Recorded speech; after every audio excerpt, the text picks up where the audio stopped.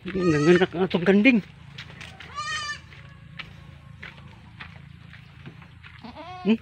Naagid. Ay, thank you Lord. Duha ka buok.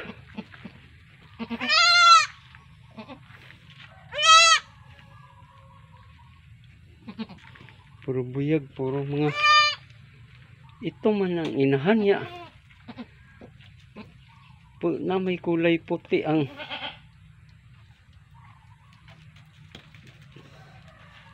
nag-upa. Solid brown man to. Pure brown. Karon lang ni buntag ba. Good morning digong. Kuan si mana nag wapis mana 5 pa lang kaadlaw. Ang isa na ko ka kanding nanganak na. Ay digong. Digong ang pangalan, akong gihatag ang pangalan. Sige panguhit to. Lars digong oh. Lars digong. Naka-video ini pagpanganak gabi mga alas 3 sa kadlawon. Nabidyohan ni Mrs. sa iyang cellphone. Pero di niya ako untang i-upload sa akong video, pero di niya masin sa akong cellphone mo nang wa na ko ma-upload.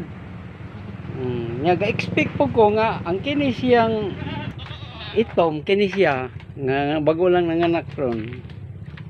Nagtuo ga-expect ko nga siya mauna og pagpanganak.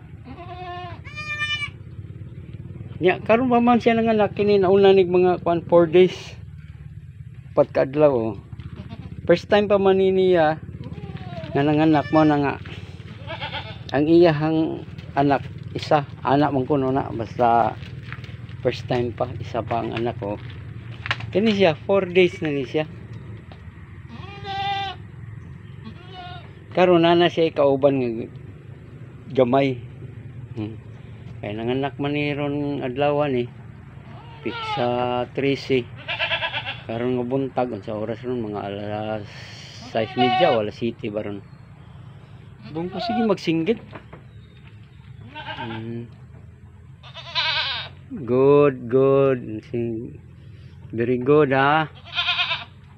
Digong sige panguhit no. Sige ka panguhit digong sa tanawa nagka lapok na kung tiil digong kayong gisakyan.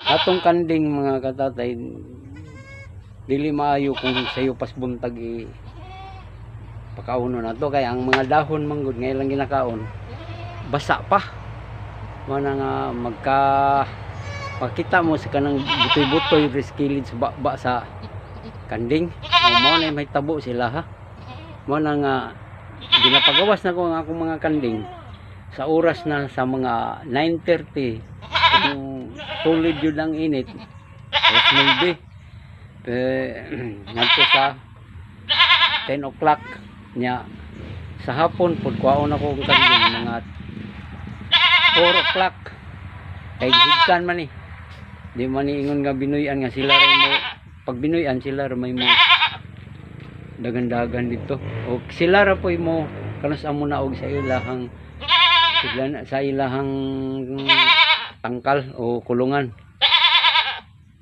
mga na nga sila po yung uli sila rin magbot kong binuyan pero ang akong kaning hiligtan mangguni kaya damo po ko yung mga gulay nga tanong mga na nga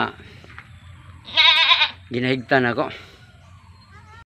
usang gipalayo ning isa nga makasaka na dahil si digong makasaka na dahil siya sa unang ang sa una dili na siya kasaka karon makasaka na karon na ano pukusan na to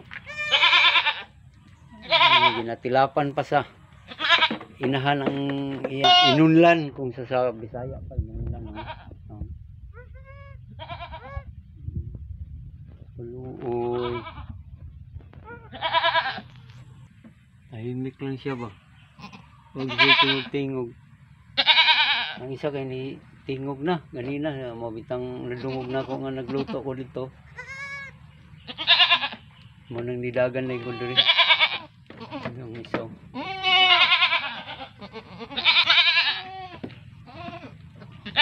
Digong. Digong, smile, digong, smile. Oo. Nak. Nak, singgit ng isa. Natamakan. Sa inahan.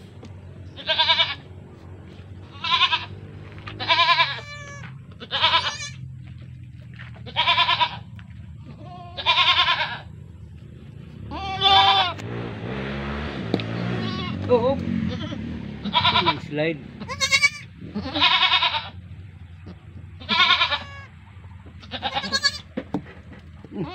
Siguro maayo natin ini trapuhan pa ni sila.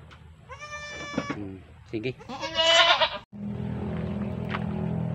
Ay, taga ka karon niya.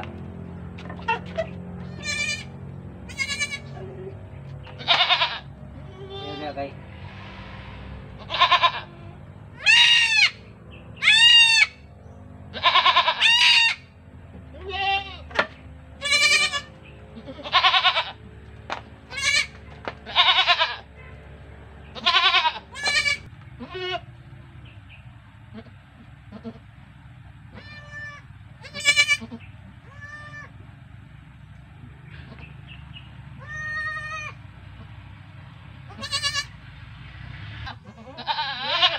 Kanya ra digo.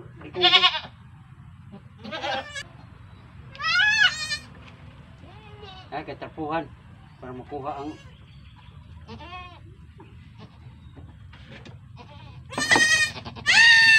ay kamaki.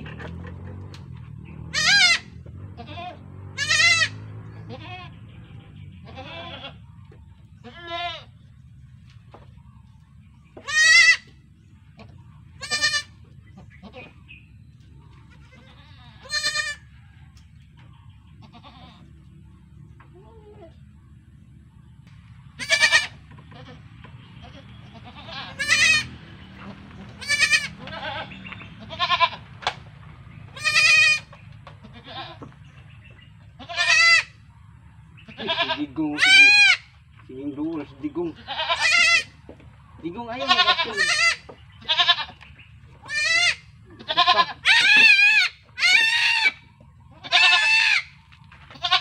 Ayaw tamaki.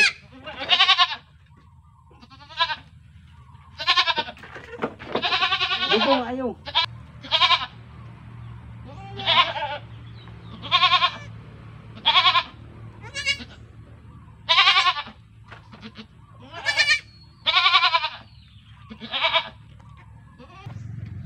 Yan, digong. Dali. Ya. Kaya mga tubig na sugar ang inahan. Kaya patutuyin ang ato ang iyang mga anak. So sa takay daghan lamok.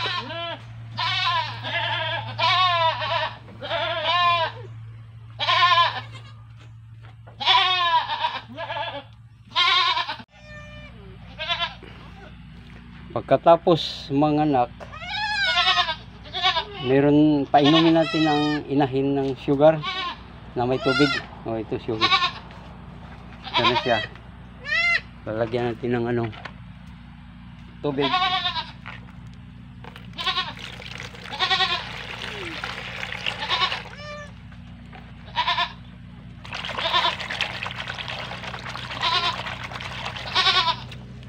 Na para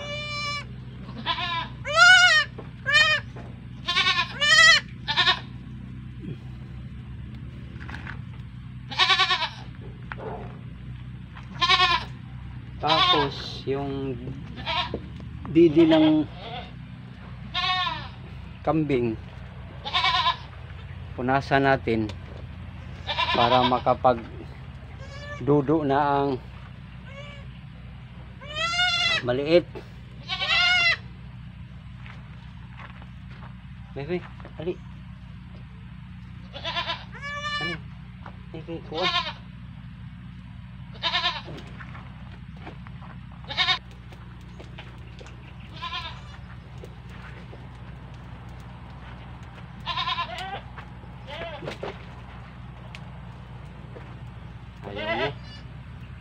Ayaw digong. Manungay. Kay wa pa man gud mo ang inunlan, wala pa mo gawas tanan na nga. Dili pa siya pa dudo. Kaduduo na gyud ning isa oh. Kay sige na siya pangi iyang simod ba. Now, ngita ni siya paduduan. Alidri paduduan imong kwan. Ay mo hang Dumay. Ano ba kay para madudo ang imuhang ang inahan dili pa magpadudo. Napa magigabitay nga gamay inunlan sa iyang panggod pipi.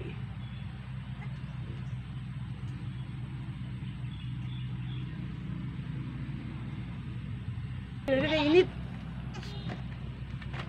Pasok ka. Oh, init.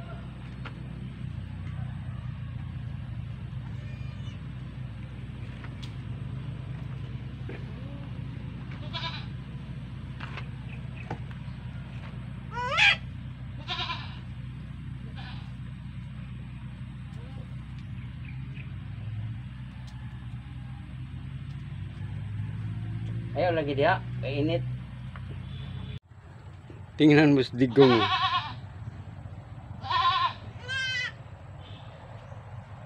Nakinig lang si digong sa sigaw ng mga maliliit na kambing. Sabi ni digong, ganyan din ako nung ako isinilang, panay ang sigaw.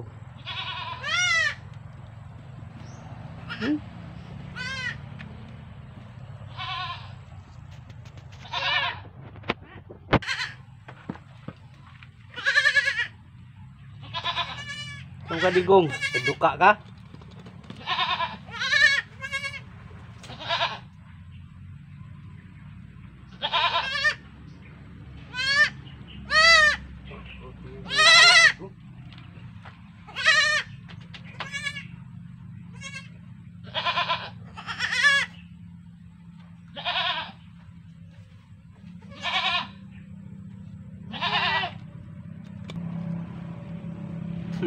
Wala pa ka didi. Wala pa ka dudo mo ba? Tiis na sa mo kay yung nanay nyo hindi pa magpadudo.